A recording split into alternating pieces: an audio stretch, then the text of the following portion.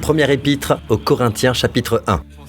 Puisqu'à travers cette sagesse, le monde n'a pas connu Dieu en voyant sa sagesse, il a plu à Dieu de sauver les croyants à travers la folie de la prédication. Puisque, à travers cette sagesse, le monde n'a pas connu Dieu en voyant sa sagesse. N'est-ce pas intéressant? Le monde, à travers cette sagesse, c'est-à-dire la sagesse de ce monde.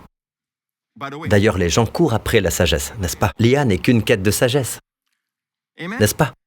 Bien sûr, ce n'est pas la sagesse de Dieu, celle qui dépasse toute autre forme de sagesse. La Bible dit que quand Dieu a donné sa sagesse à Salomon, Salomon est devenu plus sage que tous les enfants de l'Orient. Et évidemment, les enfants de l'Orient avaient déjà une sagesse pour que la sienne dépasse la leur. Ça veut dire qu'ils avaient une vraie sagesse, même s'ils ne connaissaient pas Dieu. D'accord? Dans beaucoup d'écrits anciens que nous lisons, venant de l'Extrême-Orient, surtout dans les temps anciens, c'était une sagesse très pratique, qui relève du bon sens concret, beaucoup de sagesse, de belles maximes. La sagesse que Dieu donne dépasse ces sagesses-là. Et en plus, ils se servaient de cette sagesse pour devenir prospères.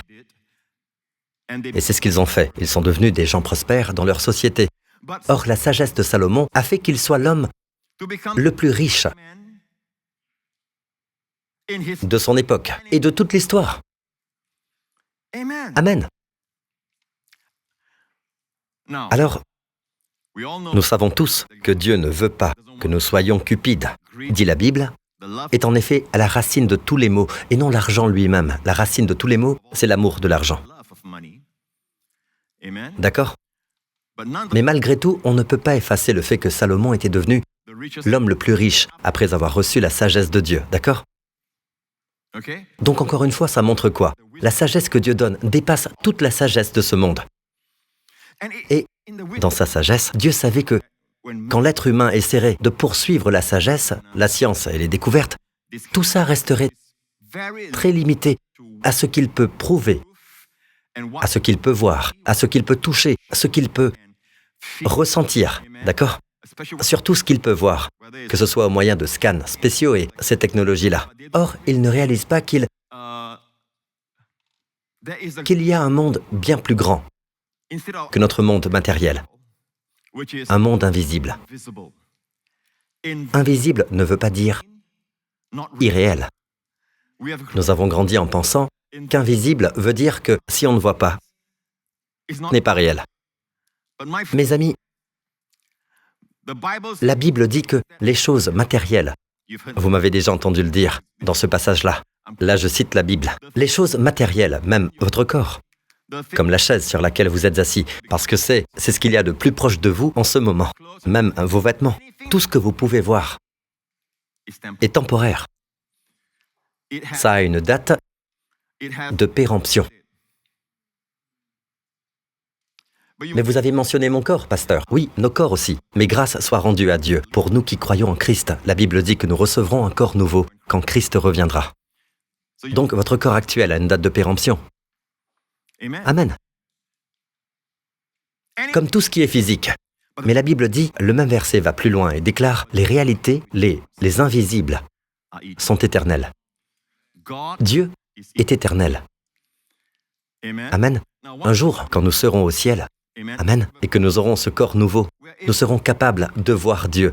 Je ne parle pas de le voir physiquement, car la vision physique est limitée, sauf si vous êtes Superman. Et même lui est limité. D'accord? Notre vision à nous sera sans limite. Amen. Nous verrons Dieu. Nous verrons la forme qu'il prend. Amen. Il nous a fait à son image. Donc, il a des yeux, il a une bouche. Nous verrons notre Père au ciel. Nous l'adorerons pour toujours. Amen. Au ciel. Dans la vraie vie, tout ce qui concerne le ciel maintenant est invisible aux yeux de l'homme. Et c'est pour ça que les bénédictions de Dieu sont plus grandes que quelque chose de simplement matériel que vous tenez entre vos mains. Quand Dieu vous bénit, vous ne voyez pas la bénédiction. C'est une bénédiction qui vient sur vous, elle vous donne de la force, elle vous magnétise pour attirer les bonnes choses dans votre vie. Et vous ne savez même pas pourquoi. Toutes ces bonnes choses que vous avez, cette paix dans votre cœur, la paix intérieure. Amen. De bonnes relations avec vos proches, votre conjoint, une carrière qui réussit, un ministère fructueux dans le Seigneur. Amen. Une longue vie en bonne santé, jusqu'au rappel du Seigneur. Amen. Ou que le Seigneur revient avant. Amen. Vous pouvez voir toutes ces choses que j'ai mentionnées, oui, mais elles sont le résultat de réalités que vous ne pouvez pas voir, la bénédiction du Seigneur qui est invisible.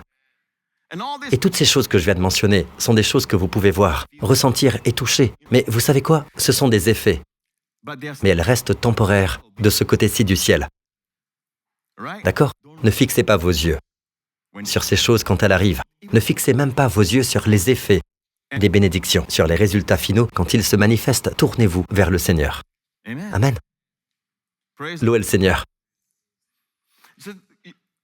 Une raison pour laquelle vous ne serez jamais pleinement satisfait. Vous ne le serez jamais, ni satisfait, ni comblé, si vous n'arrivez pas à comprendre qui vous êtes. Dieu vous a fait à son image. Or, Dieu est un Dieu trinitaire. D'accord? Le terme théologique que l'on utilise, c'est Trinité. Je sais que ce mot ne se trouve pas dans la Bible.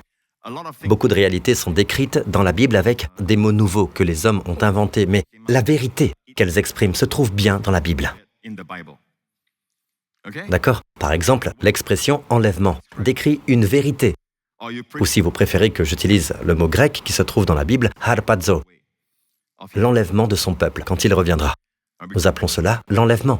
D'accord? Donc la Trinité, 3 personnes divines. Un seul Dieu. Il n'y a pas 3 dieux. D'accord? La Bible dit que c'est un mystère. Certains essaient de l'illustrer avec un œuf, la coquille, le jaune, le blanc. Mais selon moi, franchement, on ne peut pas représenter le Dieu trinitaire avec une chose qu'il a créée. Amen. Vous ne dites pas 3 œufs, vous dites un seul œuf. Ainsi, de même, Dieu est 3 personnes divines. Ainsi, Dieu vous a fait à son image. Vous savez que vous êtes, en fait, tripartite. D'accord? Alors, ça c'est crucial pour votre accomplissement. Vous devez comprendre comment vous êtes fait. Voyez-vous, vous êtes un esprit. Dites tous avec moi, je suis un esprit. J'ai une âme. C'est votre intelligence, votre volonté, vos émotions. Amen. Quand vous ressentez des émotions, quand vous êtes triste ou joyeux, quand vous ressentez tout ça, où est-ce que vous le ressentez? Dans votre âme. Dans votre être intérieur, dans votre âme. D'accord?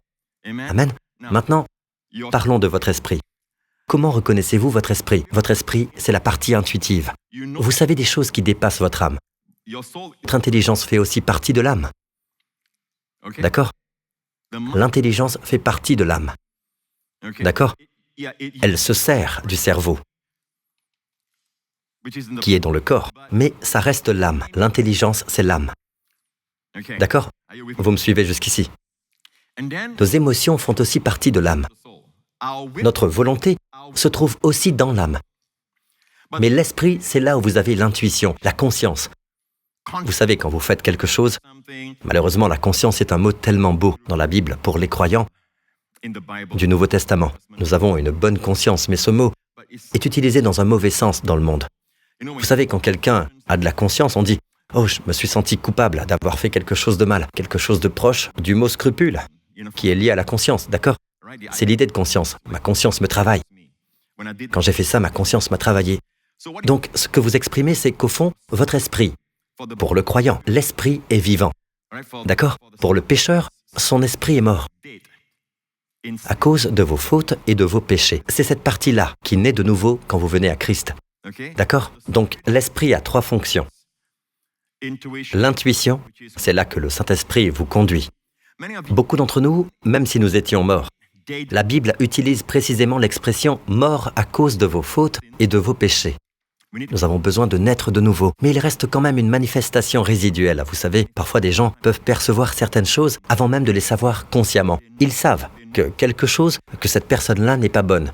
Votre femme vous le dit, même si votre femme n'est pas chrétienne. Elle va vous dire « cette personne me met mal à l'aise ». Et un peu plus tard, vous découvrez que cette intuition était bonne, que cette personne vous a trompé, quelque chose du genre, et votre femme l'avait perçu. Ce n'est pas son intelligence, ce n'est pas seulement son âme, c'est son intuition. L'intuition est plus rapide, plus fulgurante que votre cerveau. Votre cerveau, lui, en général, essaie de rattraper son retard. Beaucoup d'entre vous, assis ici, quand je partage la vérité sur la parole de Dieu, quelque chose de profond en vous dit, c'est la vérité. Mais votre tête dit, je ne comprends pas ce que tu veux dire. Je n'arrive pas à raisonner dessus, je n'arrive pas à l'expliquer. Mais je sais que c'est vrai. Amen. Mes amis croyants, c'est là que le Saint-Esprit nous conduit.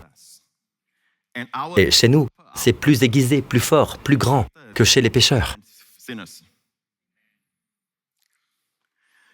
Remarquez que je ne suis pas très politiquement correct, ni assez woke pour dire chercheur. Moi, je les appelle des pécheurs, car la Bible les appelle pécheurs partout dans les évangiles. Si vous n'êtes pas sauvés, vous êtes pécheurs. Amen. Alors restons attachés à la Bible. Jésus-Christ est venu sauver des pécheurs. Je suis moi-même le premier d'entre eux, comme nous l'étions. Si vous n'êtes pas un pécheur, vous n'êtes pas éligible pour être sauvé. Il ne sauve que des pécheurs. Amen. Et cette Église est uniquement pour les pécheurs. Amen. Et quand ils viennent ici, ils naissent de nouveau. Gloire au Seigneur. Alléluia. C'est toujours ouvert aux pécheurs. Notre affaire, ce sont les pécheurs. Nous, on s'occupe des pécheurs. Christ est mort pour des pécheurs. Pas pour qu'ils restent des pécheurs. Amen. Ils deviennent la justice de Dieu en Christ, par le don gratuit. Puis-je entendre un bon amen? Alors suivez bien ceci. Le monde, avec sa sagesse, avec sa quête de sagesse. Oh, je ne le ressens pas, je ne le vois pas, donc je n'y crois pas. Et à travers cette sagesse, le monde n'a pas connu Dieu. Vous savez ce que Dieu a fait? Il a plu à Dieu. Je trouve ça magnifique. C'est comme si Dieu disait, « Je connais votre tendance à vouloir voir quelque chose pour y croire. Sinon, vous n'êtes pas content. Je vais m'occuper de cet orgueil. Dorénavant, je vais traiter avec vous en utilisant la gloire de choses qui semblent folles, faibles, minuscules, des choses sans prestige. » Vous voyez ça? Dieu n'entre pas dans le jeu de l'homme. Alors il continue en disant, il a plu à Dieu, et ça, c'est la sagesse de Dieu. Il a plu à Dieu de sauver les croyants à travers la folie de la prédication. La traduction de la King James parle aussi de la folie de la prédication. Et ce n'est pas comme si Dieu disait, bon, alors la manière de faire savoir aux gens qu'ils sont sauvés, enfin que le Christ est mort pour leurs péchés, que la guérison est disponible pour eux. D'ailleurs, il y a bien plus que la guérison, il y a une vie victorieuse qui est disponible. Dieu pourvoira à vos besoins et à tout le reste. Vous n'êtes pas obligé de faire cette course effrénée. Loué soit Dieu. Amen. Dieu pourvoira pour vous. Tout ça viendra par ce que le monde appelle la folie de la prédication ou du message. Dieu lui-même le dit. Il a plu à Dieu. Dieu est dans la joie. Vous savez, Dieu est assis dans le ciel et il se demande comment transmettre les bienfaits que mon fils a acquis au prix de sa mort. Amen. Comment je vais faire pour transmettre ces bienfaits? Comment pouvez-vous recevoir la guérison? Car le mot « sauver » ne veut pas juste dire être sauvé au sens où vous êtes maintenant né de nouveau. Vous êtes sauvé de l'enfer, vous êtes sauvé de la destruction éternelle. Ce mot « sauver » signifie aussi la guérison. Vous vous souvenez du mot grec « sozo » ? Le salut, soteria, un mot qui englobe tout pour nous sauver de tout ce qui est arrivé à cause de la chute d'Adam. L'être humain n'était pas destiné à mourir. Amen. Nous sommes sauvés de la mort. Et la manifestation aura lieu quand Jésus viendra nous chercher. Amen. D'ici là, si nous mourons en réalité, nous ne mourrons pas. Le chrétien ne meurt pas. Le Nouveau Testament dit qu'il s'endort. Ça veut dire que vous ne saurez jamais ce que ça signifie jusqu'au jour où, si Jésus tarde, vous mourrez, vous sortez de votre corps, vous vous levez, vous vous sentez vivant et vous vous dites « Waouh, je suis mort !» Pourquoi est-ce que vous pleurez tous? Car vous vous sentez tellement vivant. Amen. Et à partir de là, vous êtes parfaitement heureux. Et vous ne pouvez plus jamais être triste. Je postillonne sur le pasteur Gabriel. Vous ne pouvez plus jamais être malheureux. Vous ne serez plus jamais triste. Plus jamais. Et ça dure combien de temps? Pendant toute l'éternité. Amen. Et surtout, ne pensez pas que le ciel est seulement un endroit où vous allez jouer de la harpe. Vous avez regardé trop de dessins animés. Vous avez lu trop de BD. D'accord, c'est un lieu où vous serez comblé au maximum dans votre bonheur, votre accomplissement et votre joie. Vous pensez que les choses terrestres apportent la joie et le plaisir. Laissez-moi vous dire ceci. Ce que l'œil n'a pas vu, Dieu l'a préparé pour ceux qui l'aiment. Mais je vous partage toutes ces choses car c'est à nous que Dieu l'a révélé par son esprit. Nous en avons un avant-goût afin de connaître une partie de ces réalités. Êtes-vous toujours avec moi? Alors Dieu, en quelque sorte, dit « ça m'a plu ». Remarquez cette expression, il a plu à Dieu de sauver les croyants à travers la folie de la prédication, de sauver, de guérir, de délivrer, de rendre prospère, de protéger. Ça nous montre que c'est le plan de Dieu et qu'il s'en réjouit.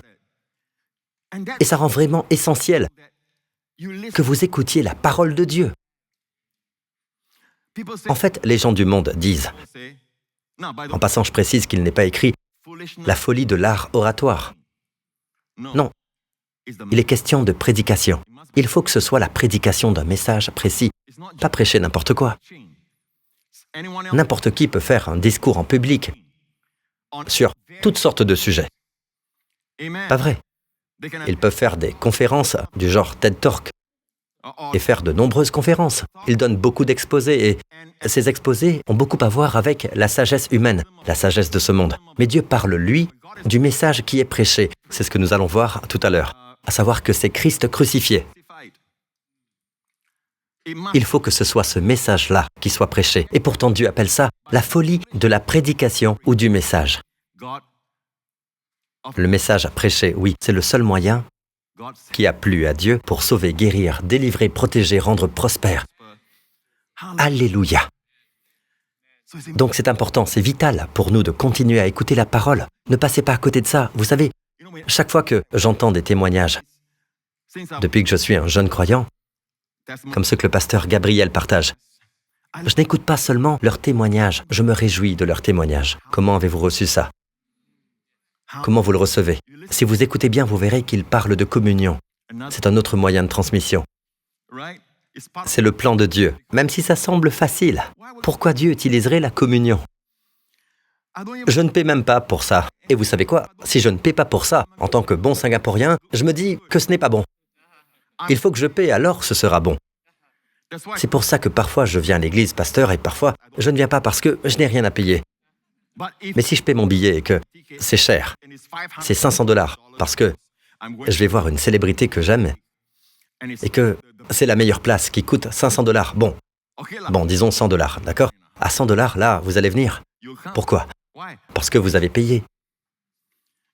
Vous voyez comme la nature humaine méprise parfois les choses gratuites. Comme j'ai dit tout à l'heure, gratuit ne veut pas dire que personne n'a payé pour vous. C'est parce que quelqu'un a payé le prix ultime que pour vous, c'est gratuit. Soyez humble. Il faut de l'humilité pour recevoir quelque chose gratuitement. Les gens veulent toujours payer. Bon, quand je vous fais un cadeau, vous dites « Pasteur Prince, ça coûte combien? Je vous ai fait un cadeau, un cadeau !» Ça me fait penser à cet élève et son enseignante. Une enseignante très fière qui faisait l'appel en disant le nom des élèves, d'accord? Il répondait à l'époque « Présent, présent, présent ». Vous voyez, présent, présent, présent. Arrivé à ce garçon, il répond « Cadeau ». Pourquoi tu dis cadeau? Maîtresse, j'ai découvert un autre mot pour présent, cadeau.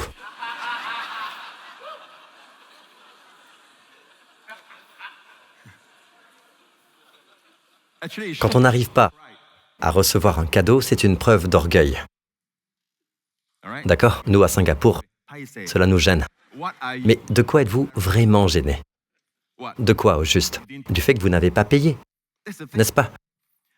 C'est bien ça, le fond du problème. Vous savez, ça fait plaisir à celui qui a payé pour ça, quand nous disons simplement « merci ». Ça fait plaisir à celui qui donne, à celui qui a payé le prix. La Bible dit dans le livre d'Ésaïe, chapitre 53, « Après tant de troubles, toutes les souffrances de Jésus. Après tant de troubles, il verra la lumière et sera satisfait. Il sera comblé. » Amen. Donnez-lui ce plaisir. Amen. Êtes-vous toujours avec moi jusque-là? Ne passez pas à côté de cette transmission. D'accord? Maintenant, avançons. Les Juifs demandent un signe miraculeux et les Grecs recherchent la sagesse. Alors, il y a les Grecs et les non-Juifs. Quand Dieu regarde la terre, Dieu voit 3 groupes de personnes. D'accord? Je peux vous montrer un autre verset dans la première épître aux Corinthiens, où il est dit « Ne soyez pas une cause de faux pas ni pour les non-juifs ou les grecs, ni pour les juifs, ni pour l'Église de Dieu. Or, vous tous qui croyez en Christ, enfants de Dieu, vous faites partie de l'Église de Dieu. L'Église, ce n'est pas un bâtiment. Ce sont des gens appelés à sortir du monde pour être le peuple de Dieu, amen, dans son royaume. Voilà ce qu'est l'Église de Dieu. Ils sont ni juifs, ni non-juifs. Amen. Donc, quand Dieu regarde le monde d'en haut, Dieu voit trois groupes, les juifs, les non-juifs et l'Église. Si vous ne faites pas partie de l'Église, vous êtes soit un non-juif, soit un juif. Pourquoi Dieu place-t-il le juif à part dans une position distincte? Parce que Dieu a une alliance avec eux par leur père Abraham dans l'Ancien Testament. Vous pouvez voir les événements du monde qui les concernent. Ce n'est pas une chose ancienne. C'est l'actualité. Gentil veut dire n'importe qui n'est pas juif. Toute ethnie qui n'est pas juive est considérée comme les gentils, les non-juifs. L'Église, elle, n'a pas d'ethnie. C'est une nouvelle création en Christ. Amen. Vous me suivez jusque-là? D'accord, regardez bien. Donc, les Juifs représentent les gens religieux. Et ils sont religieux depuis l'époque du temple, du tabernacle et tout ça. Mais religieux n'est généralement pas un terme positif, comme quand on dit « je ne suis pas religieux, je suis spirituel ». Vous comprenez ce que je veux dire? Certains peuvent être religieux sans être proches de Dieu. Vous savez, ils sont religieux, mais pas sauvés. Ils sont religieux. C'est quoi votre religion? Je suis chrétien. Sont-ils sauvés? Personne ne le sait. Amen. Ont-ils mis leur confiance en Christ? Personne ne le sait. Quand ils remplissent un formulaire, ils mettent religion chrétienne. J'aime bien mettre chrétienne, alors je mets chrétienne. Ça ne fait pas de vous un chrétien. Pas plus que le fait d'aller au McDo, faites-vous un Big Mac. Pas vrai? Pas plus qu'aller dans un garage fait de vous une voiture. Devenir chrétien ne se fait pas par osmose. Maintenant, je suis chrétien. Et en passant, Dieu n'a pas de petits-enfants. Il n'a que des enfants. Vous devez venir au Seigneur, vous devez dire « Je confesse Jésus-Christ comme mon Seigneur et mon Sauveur », croire à ce que Christ a accompli, recevoir son don gratuit de justice, et là vous êtes sauvés. Amen. Alors, regardez bien ceci. Vous verrez ces deux groupes de personnes dans le monde, d'accord? Les uns sont des gens qui demandent un signe, et les Grecs recherchent la sagesse. Donc, les Juifs demandent un signe. Ce mot « signe », ici, a à voir avec des signes, au sens littéral, des miracles, des présages. Les Juifs sont très portés sur ça, sur les présages. Ils essaient même de tirer quelque chose de leur langue en faisant de la guématria, où les nombres ont une signification pour trouver un message dans chaque passage de la Bible. Mais c'est dangereux pour vous de faire ça sans le Saint-Esprit. Donc, nous avons la clé, et Jésus a révélé la clé pour comprendre les Écritures. Amen. Dans l'Évangile de Luc, au dernier chapitre, Jésus explique dans toutes les Écritures ce qui le concernait. Pour beaucoup de gens qui essaient d'étudier la Bible avec toutes sortes d'outils, la guématria et d'autres méthodes, mais sans la clé, le livre reste fermé. Vous avez la clé grâce à Dieu. Amen. Nous ne devons pas nous élever contre eux. Nous prions pour eux afin qu'ils reçoivent eux aussi leur Messie, Jésus. Donc il y a deux groupes de personnes. Les Grecs, les non-juifs, eux, recherchent la sagesse. Aujourd'hui encore, ils courent toujours après la sagesse. Et il y a un nouveau personnage sur scène. Ça s'appelle l'IA. Ou en anglais, AI, où que vous alliez. Hey! On se retourne. Aïe! Pas vrai? Oh, pasteur, vos blagues sont vraiment passées de mode. Écoutez, c'est sorti spontanément, je ne sais pas pourquoi. D'ailleurs, mon fils Justin me disait l'autre jour que ce n'est pas pour rien qu'on dit artificiel. Ce n'est pas pour rien. Je lui ai répondu, tu as raison. Amen. Quand on utilise le terme intelligence artificielle, il y a un but précis. On veut que vous sachiez que c'est artificiel. Même si ça peut faire beaucoup plus de choses que vous, attendez simplement qu'une erreur survienne. Une erreur qui peut provoquer des catastrophes. Ce n'est pas une plaisanterie. D'accord? Le genre d'erreur qui peut déclencher des guerres mondiales. Amen. Ça peut déclencher une guerre nucléaire. Ne faites pas confiance au ciel. D'accord? Rappelez-vous, quoi que vous fabriquiez, c'est vous le créateur. D'accord? Amen. Alors, je ne suis pas contre ça. Assurez-vous simplement de rester le maître et qu'ils restent vos serviteurs. D'accord? Tout ça pour en revenir au fait que la Bible nous dit que les non-juifs recherchent la sagesse, d'accord? Jusqu'à aujourd'hui, ils courent encore après la sagesse. Laissez-moi vous poser une question. Quand vous faites face à un problème dans votre vie, à une situation compliquée dans votre vie, dans votre travail, ou même dans votre ministère, ou plus personnel, dans votre vie de couple, ou alors dans vos finances, et vous devez de l'argent et vous ne pouvez pas rembourser, ou quel que soit le problème, n'importe quel mal, n'importe quelle épreuve de la vie qui se présente à vous. Il y a deux manières de l'aborder, n'est-ce pas? La première, c'est quoi? Si seulement j'avais la connaissance pour pouvoir en sortir. Il doit bien y avoir une certaine sagesse, un certain savoir. Amen. Ah, j'ai besoin de trouver quelqu'un qui a la sagesse et la connaissance pour m'aider à sortir de ça. Donc l'approche, c'est toujours quoi? Soit la sagesse, soit les miracles. En général, le miracle n'est pas l'option choisie par le monde. Amen. La sagesse peut-elle vous aider si Dieu vous donne sa sagesse? Ou si vous avez celle du monde, ça peut vous aider à avoir un bon mariage? Oui. Si vous la mettez en pratique, si vous l'appliquez, car il y a énormément de sagesse, de bonne sagesse, qui circule autour de nous. Dieu n'est pas contre ces bonnes formes de sagesse. Dieu dit simplement que tout ça reste inférieur à la sienne. Amen. Alors, pouvez-vous régler vos problèmes de couple avec la sagesse? Oui. Mais est-ce garanti? Non. Il n'y a aucune garantie de ce qui vient des hommes, pas même leur sagesse. Alors de quoi avez-vous besoin? Vous avez besoin d'un miracle. Dans certaines situations, vous avez besoin d'un miracle. Dieu intervient.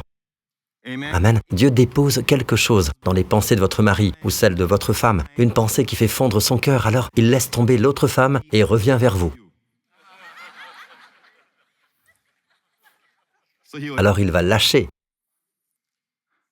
ce mannequin parce que quelque chose a touché son cœur, quelque chose s'est produit. Juste une étincelle, une pensée. Et le cœur change. Dieu peut faire ça. Amen.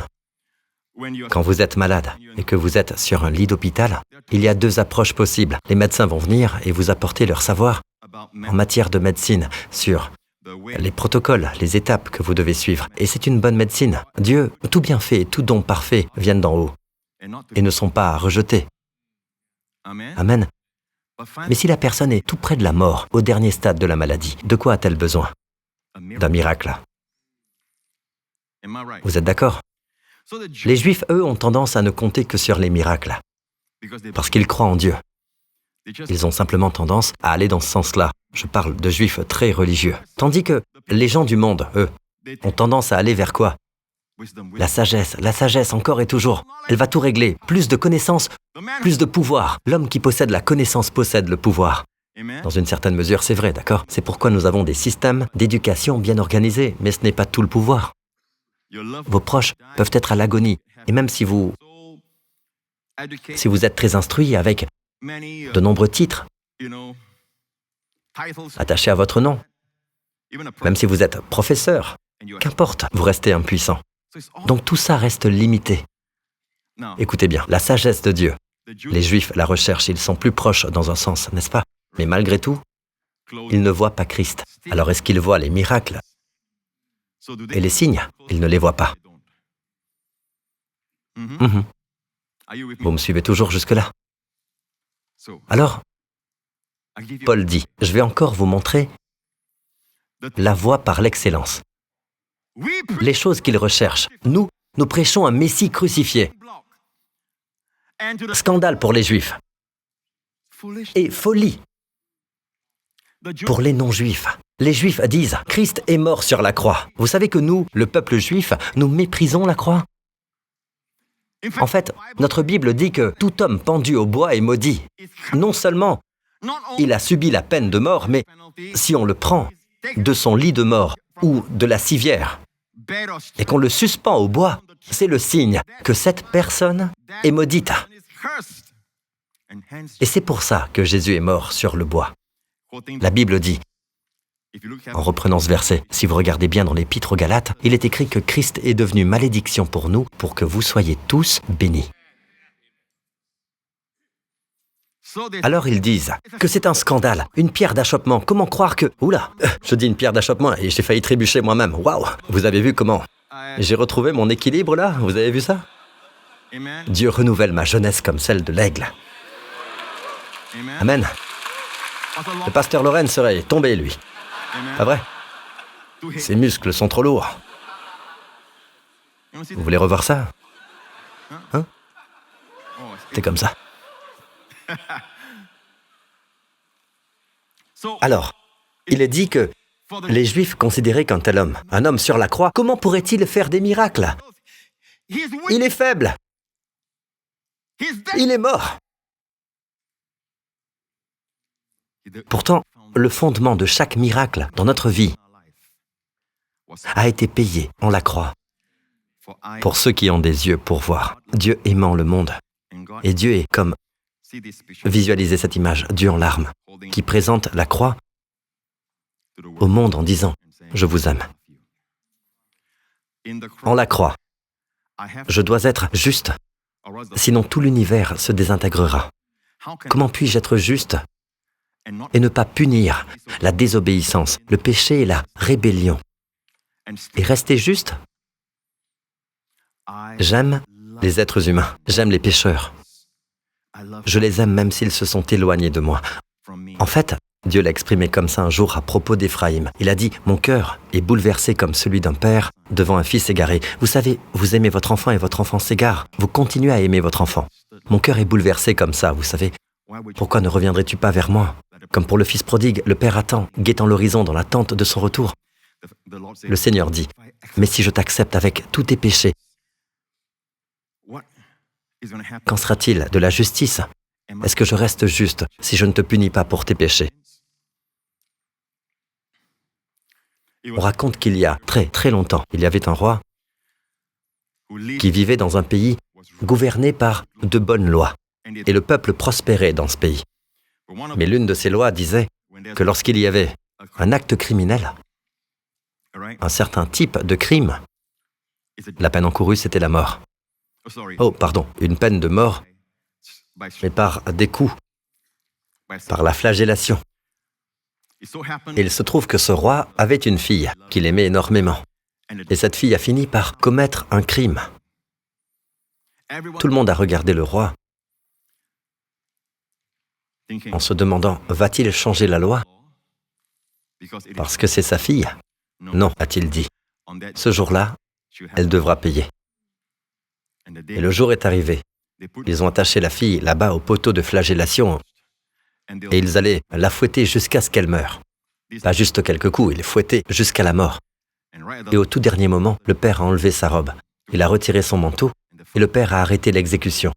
Le père a pris la place de sa fille. En voyant cet homme, tous les bourreaux ont laissé tomber leur instrument de flagellation et ils ont dit « Non, Seigneur, nous ne pouvons pas faire ça. » Il a répondu « Vous vivez sous la loi. Nous devons glorifier la loi. Nous devons honorer la loi. Et moi, j'honorerai mon amour pour ma fille. » Vous voyez comment l'amour et la justice se rencontrent. Le prix est payé. Et ils ont frappé le roi, d'abord lentement. Et le roi leur a ordonné de continuer. Et ils ont frappé jusqu'à ce qu'il meure. D'accord? Pour nous, c'est une image de la façon dont Dieu peut être juste tout en rendant vous et moi, pécheurs, justes. La croix est la réponse. Nous le voyons. Nous voyons que la croix, Jésus mourant sur la croix, a glorifié tous les attributs de Dieu. Il n'y a aucun compromis. La justice de Dieu est satisfaite. L'amour de Dieu est magnifié. Amen. Nous voyons tous ces attributs divins être glorifiés par ce que Christ a fait en la croix. Et Dieu se repose. Dieu est plus glorifié par l'œuvre de la rédemption qu'il ne pourra jamais l'être par sa création. Parce que la création est tombée. Amen. Quand Jésus a dit « Tout est accompli », le cœur de Dieu a tressailli de joie. Vous m'écoutez? Mais pour le Juif, je vois un homme mort sur une croix. Où est le miracle? C'est une pierre d'achoppement, un scandale.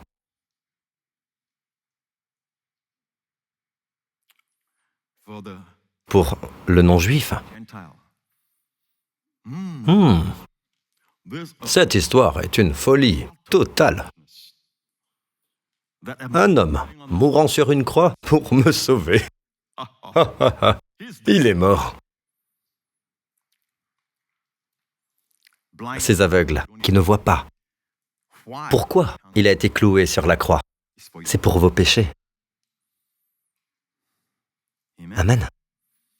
Et Dieu n'a pas attendu que le monde comprenne ça avant de mourir. Non, il n'a pas dit « à moins que vous ne compreniez, je n'irai pas à la croix, parce que vous devez comprendre d'abord. Vous devez comprendre, sinon, c'est non. » Mais il y est allé quand même. Pour tous ceux qui finiront par comprendre et croire, ils seront sauvés. Ils deviendront bénéficiaires de ce qu'il a accompli. Car même si tout a été accompli, il ne l'imposera pas dans votre vie. Vous devez croire, vous devez recevoir pour que ça devienne réel dans votre vie. D'accord? Alors, les Juifs qui courent après les miracles disent « La croix ressemble à une pierre d'achoppement, un scandale pour notre foi. » Et les non-Juifs disent « Tout ça, c'est de la folie. » Mais, puissance de Dieu pour les miracles et sagesse de Dieu pour ceux qui sont appelés, qu'ils soient juifs ou non. La sagesse de Dieu, les non-juifs la cherchent en vain. Ils ne l'ont pas. Nous l'avons. Nous avons à la fois les miracles et la source véritable. Amen. Nous avons une sagesse qui vient de Dieu et qui dépasse toute la sagesse de ce monde. Et où est-ce que ça se trouve? En un Messie crucifié.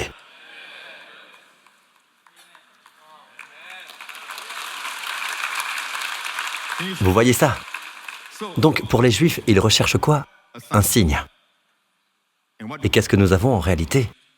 Nous avons la réponse qu'ils désirent. Christ, la puissance de Dieu. La puissance, c'est pour les miracles. Amen. Quand la puissance intervient dans une situation, tout change, je vous le garantis. Amen. Et pour les non-juifs alors, les non-juifs recherchent quoi? La sagesse, l'intelligence, la connaissance et l'IA. Et tout ce qu'ils recherchent, c'est la meilleure sagesse possible. C'est Christ, la sagesse de Dieu. Nous avons les deux.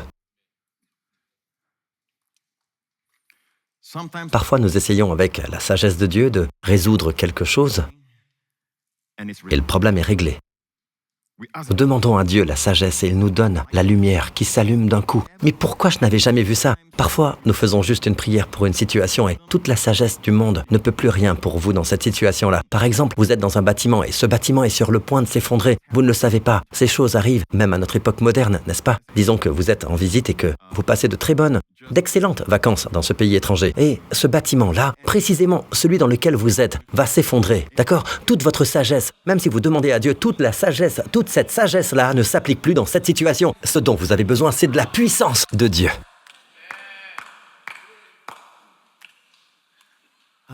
Je vais vous dire une chose, vous ne savez pas ce que demain vous réserve.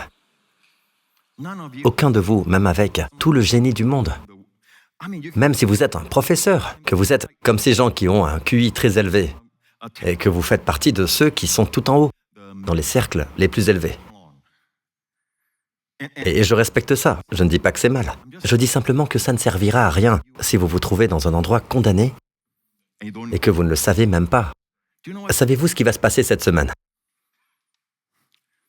Certains sont partis au travail le matin et ne sont jamais rentrés chez eux le soir. Et ils ne savaient pas que c'était leur dernier jour. Combien ont dit des choses comme « si j'avais su que c'était son dernier jour, j'aurais dit quelque chose d'autre ». Quand lui, il m'a dit « Hé chérie, je vais y aller », et que j'ai répondu « Oh, ok ». Mes derniers mots pour lui, c'était « ok ». Personne ne sait personne ne sait ce que le jour vous réserve. Et je peux vous dire une chose, il y a un Dieu qui connaît le début jusqu'à la fin, et la fin jusqu'au début. Il sait tout. Amen. Et quand nous disons « Seigneur, conduis nos pas », ce n'est pas juste de l'humilité, c'est être très intelligent. Il est le seul à savoir. Il est le seul à savoir ce qui nous attend. Il est le seul D'ailleurs, la Bible utilise de nombreuses expressions qui disent cela, comme « il aplanira les sentiers tortueux » ou encore « il marchera lui-même devant toi ». Amen. Et que veut dire « il marche devant vous » ? Il dégage votre chemin. C'est comme quand nous allons à l'étranger. Par exemple, nous avons une équipe qui part d'abord, qui arrive la première. Quelques jours plus tôt, en général, pour s'assurer que tout est en place. Amen. Afin que rien ne nous prenne au dépourvu. Dieu fait ça pour vous. Quand ma fille Jessica était petite, je me souviens d'une des premières fois où nous l'avons emmenée à Disneyland. Et elle aimait Blanche-Neige. J'avais décidé de l'emmener dans l'attraction Blanche-Neige. Elle avait environ 3 ans à ce moment-là. Donc j'ai fait l'attraction Blanche-Neige. J'ai dit à Wendy, je vais faire le tour d'abord. Parce que je ne sais pas ce qu'il y a dans le manège. Au moins, comme ça, je sais ce qui peut lui faire peur ou non. Vous voyez, au fond, je ne veux pas qu'elle ait peur, d'accord ? Les parents le savent. Quand un enfant est traumatisé, waouh, là, les vacances sont fichues. Tous les soirs, il y a des pleurs, pas vrai ? Tous les soirs, il ou elle vomit, il rend tout. Vous avez déjà connu ça ? Eh oui. Donc, vous évitez le traumatisme. Alors, j'ai pris le manège. Et c'était un voyage dans le noir, total. Je me suis dit que c'était plutôt une attraction Batman, un voyage dans le noir. C'était assez sombre. Je ne sais pas s'ils l'ont changé ou pas, mais la sorcière apparaissait plus que Blanche-Neige.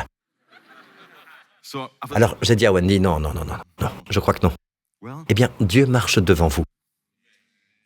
Et il va dire, je crois que je vais placer cette bénédiction ici. Je vais placer telle chose là. Vous savez, il y a un verset dans la Bible qui dit, « Béni soit le Seigneur qui, de jour en jour, nous comble de ses dons. » N'est-ce pas merveilleux ? Il vous charge de bienfaits. Ce n'est pas « Béni soit le Seigneur qui fait tomber quelques bienfaits ici et là ». Il est dit, de jour en jour, nous comble de ses dons.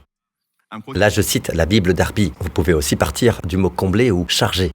C'est l'idée, d'accord ? Combler ou charger. Béni soit le Seigneur qui, de jour en jour, nous comble de ses dons.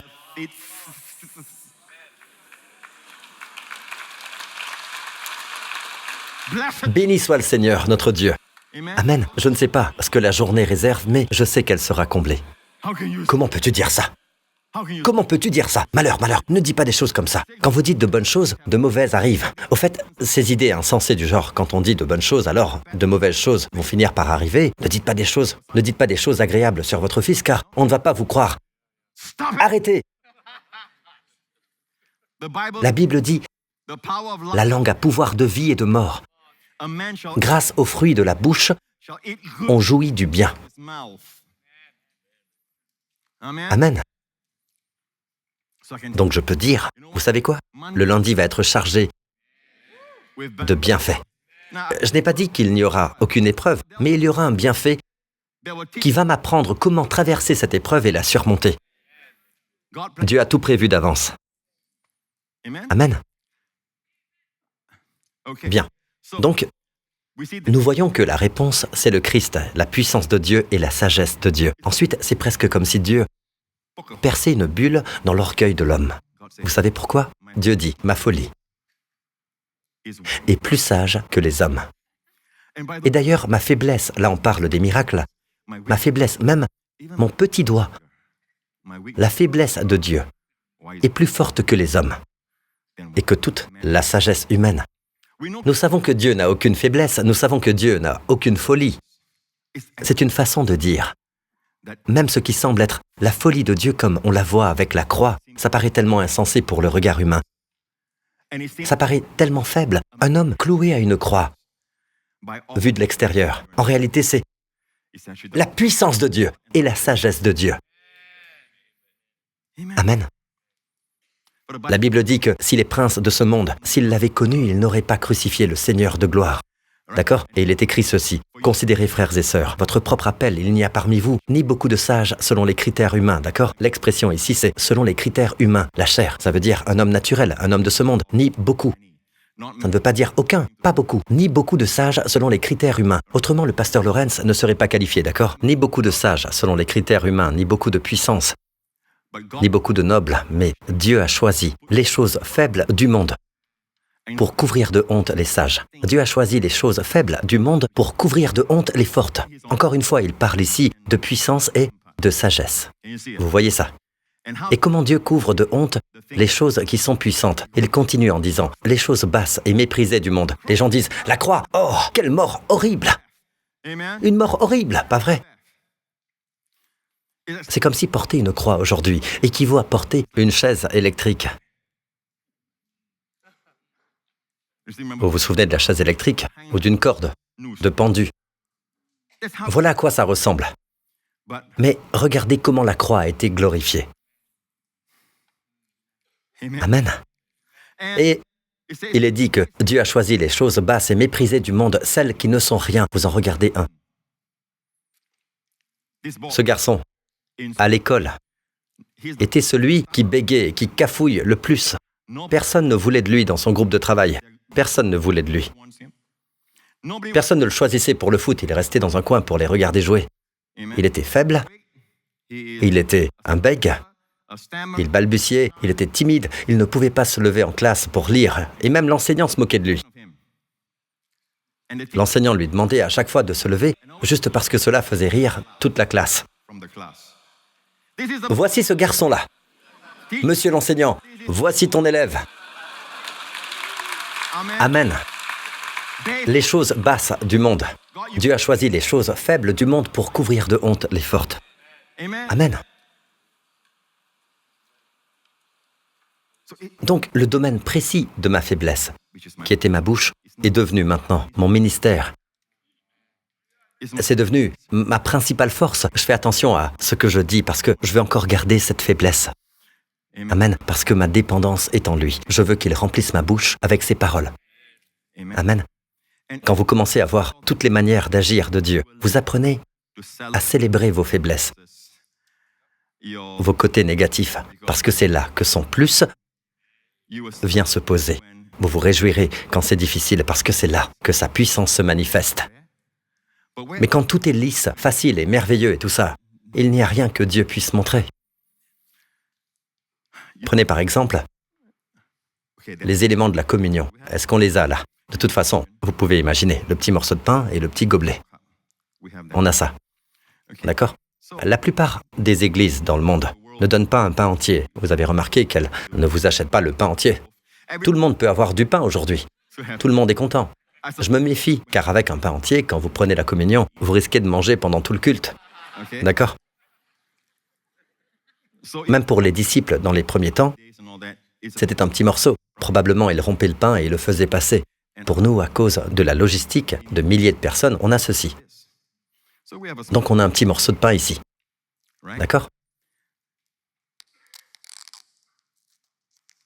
Mais vous me donnez un morceau de pain. Un si petit morceau.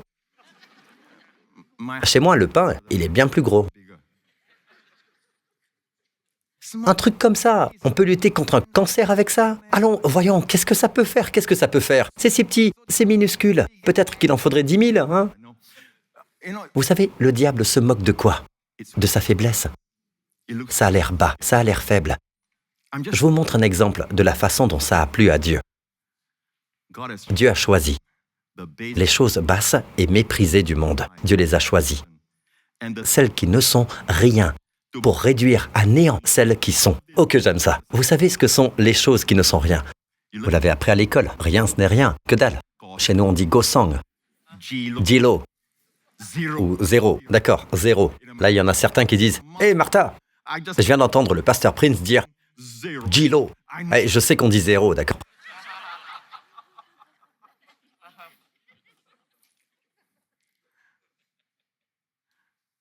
Dieu se sert des choses qui ne sont rien, zéro, qui n'existent même pas physiquement. Non, je ne devrais pas dire n'existe pas. Ce n'est pas visible, pas apparent. Des choses qui ne sont rien. Dieu a choisi les choses qui ne sont rien pour réduire à néant, à zéro, celles qui sont. Par exemple, j'ai mentionné le cancer tout à l'heure. Est-ce quelque chose qui est? Ça existe. On peut le voir. Dieu se sert de choses invisibles pour réduire à néant les choses visibles. Ah, tiens, votre situation. Actuellement, vous êtes célibataire, non? Vous croyez Dieu pour avoir un petit ami. Or, c'est temporaire. Les choses visibles sont temporaires. Amen. Amen. Dieu se sert des choses faibles. Mais Dieu se sert des choses faibles. Donc, en d'autres termes, vous cherchez quelqu'un et finalement il arrive. Vous le voyez là, devant vous, et parfois vous avez envie de le réduire à néant, mais c'est trop tard. D'accord? Je dis tout cela, mais j'arrive bientôt à la partie la plus importante. Vous voyez? Et il faut que je vous libère. Amen. Vous n'êtes pas content? Vous savez, c'est pour ça que l'apôtre Paul enseignait pendant des heures. Il faut d'abord construire tout le dossier, vous savez, comme un avocat. Amen. Et ensuite, vous arrivez au point essentiel. C'est la partie qui compte et j'espère que vous allez bien la saisir. Ce n'est pas juste dans la communion. C'est aussi dans le reste de la vie. Dieu a choisi les choses faibles du monde pour couvrir de honte les fortes. Le faible est en contraste avec le puissant. D'accord? Les choses folles contrastent avec les sages. Amen. Amen. Alors n'oubliez pas les voies de Dieu. Alors si vous dites, Seigneur, tu n'as pas besoin de moi, Seigneur. Je suis faible, je suis fou. Dieu dit, exactement.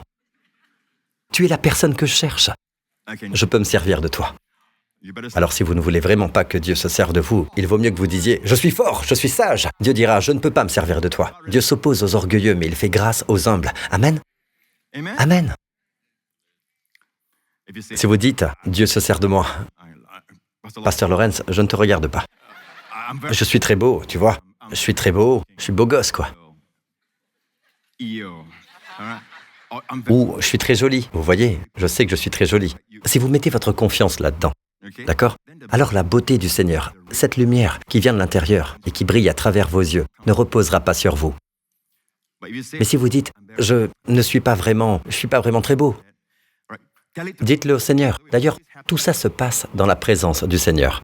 Vous venez devant le Seigneur et vous lui dites, Seigneur, en moi-même, tu vois bien qu'il n'y a pas de beauté. Alors, vous vous lèverez avec la beauté du Seigneur, votre Dieu, sur vous. Amen. Oui, faites attention à la confiance en vous-même, à la vanité, à tout ce qui tourne autour de vous-même, parce que quand vous faites ça, vous savez, je peux ouvrir des portes avec mon charme, avec mon apparence ou quoi que ce soit. Vous savez quoi? Les portes de la faveur ne s'ouvriront pas pour vous. Et il y a une limite à toutes ces choses. Et d'ailleurs, tout ça aussi a une date de péremption. Quand vous comptez sur la faveur de Dieu pour qu'il vous ouvre les portes, c'est éternel. Est-ce que je peux entendre un bon amen? Et le peuple de Dieu dit amen. Je vais vous laisser partir, c'est pour bientôt. D'abord, levez-vous.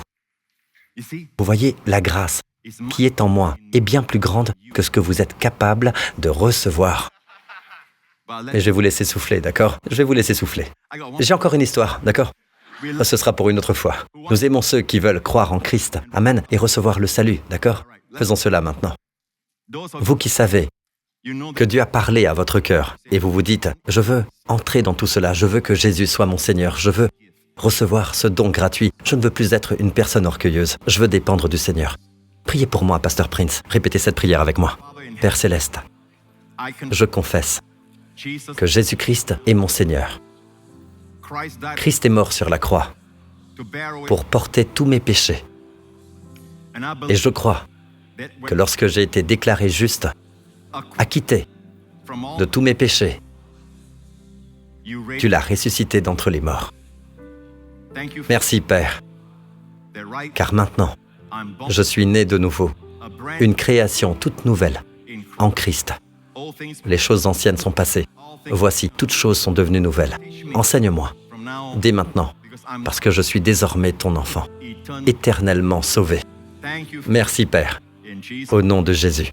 Et le peuple de Dieu dit Amen. Vous ne savez pas ce que la semaine qui vient vous réserve. Restez juste ici un moment. Laissez-moi prier pour vous. Croyons ensemble en Dieu pour sa protection divine. Pour cette semaine qui vient, Père, tout au long de cette semaine. Je prie au nom de Jésus que tu protèges chacun, Seigneur, tous ceux qui entendent ma voix, dans le lieu secret du Très-Haut, en Christ lui-même, la puissance de Dieu et la sagesse de Dieu. Je prie, Père, qu'en s'approchant de Jésus, il s'approche de la puissance de Dieu. Il s'approche de la sagesse de Dieu. Je prie pour que ce soit leur expérience, Seigneur, tout au long de cette semaine. Je prie, Père, qu'ils expérimentent ce que signifie Christ, puissance de Dieu et sagesse de Dieu. Merci, Père, de les protéger tout au long de cette semaine et de leur enseigner, de continuer à leur enseigner tes voies. Au nom du Seigneur Jésus-Christ, et le peuple de Dieu dit Amen, que Dieu vous bénisse. On se revoit bientôt.